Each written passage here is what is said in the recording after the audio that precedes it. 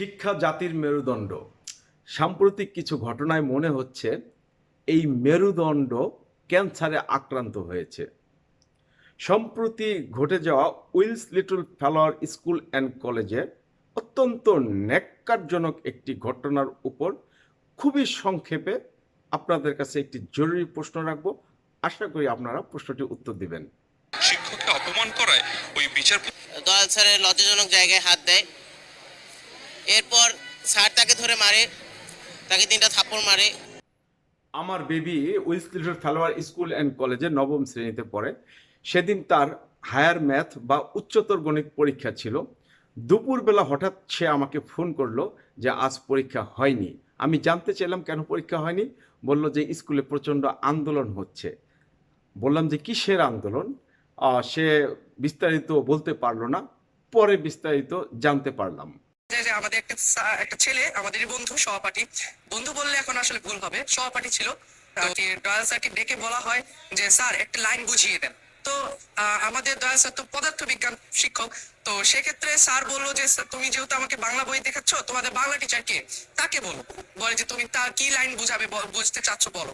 তো স্যার যখন বোঝাচ্ছেন তখন একটু তো নীল হওয়া লাগে। স্যার যখন বোঝাচ্ছেন বেঞ্চের মধ্যে নীল হচ্ছে, তখন সে ছেলেটি তখন তার লজ্জাস্থানে হাত দেন।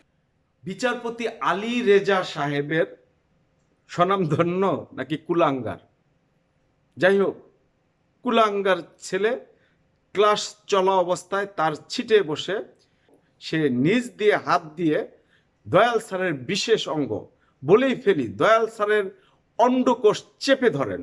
ছি, একজন বিচারপতির ছেলের এমন নষ্টামি, ছি।